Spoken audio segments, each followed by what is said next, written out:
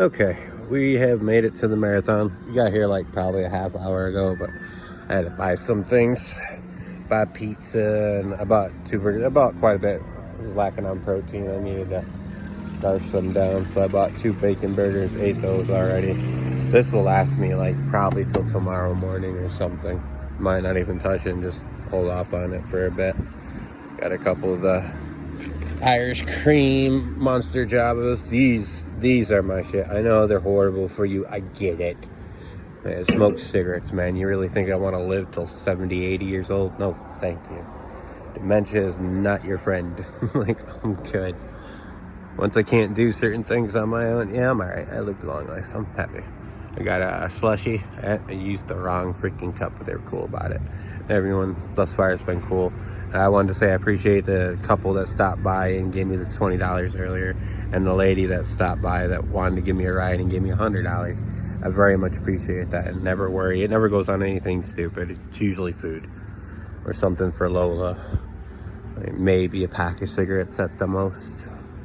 So, you know, it's goes to a good cause. Goes to a good cause. And the fact I can do this, man, and smoking cigarettes, and I got 2 or 3 vertebrae fractured in my back. I can't remember because I was on morphine at the time.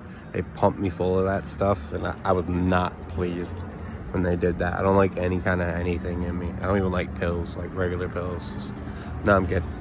They gave me it was like Perks and Vicodin, I think, or something. I refused to fill out the script. Went to the doctor after 8 months because he told me I wouldn't be able to walk. It was like 80% chance I wouldn't be able to walk again. After 8 months, I started walking again. It was a pretty bad accident. But I didn't fill out the scripts, and dude's just like, "Are you crazy? Everyone fills out the scripts." Like, I told you, dude, I'm not gonna fill them out. Like, I don't like pills. I don't like any kind of drugs. Weed is my thing. I'll never say nothing bad against Bud, because worst you're gonna do is get the munchies.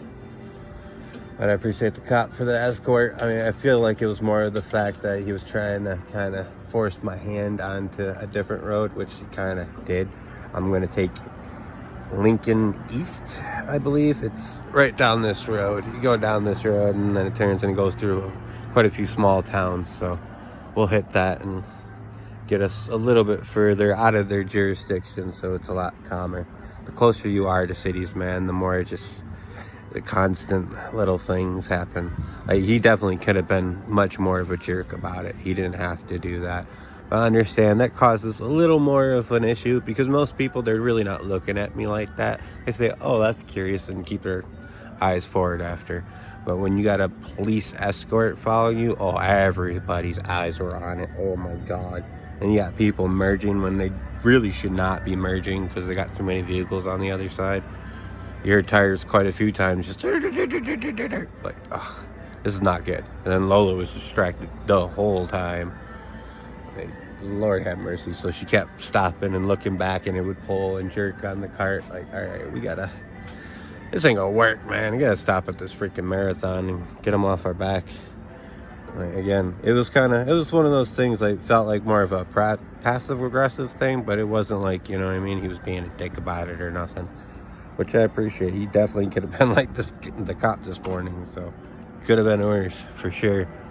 And just the general thought to, you know, he gave me a warning, like, you know, I don't want the highway patrol bothering you, you know, because there's statutes on this. Ohio's weird. Like, whatever your statutes or laws or whatever, the Constitution supersedes all that. You can say what you want. You can try to enforce any laws that you want. At the end of the day, the Constitution is law and order. It is the one document you cannot supersede. So you can have all your laws and your city ordinances and all that, but there is still the Constitution. And if it steps on the rights of an individual, it's illegal. Plain and simple. Like 73,000 laws, you guys can't, there's no way to know all of that.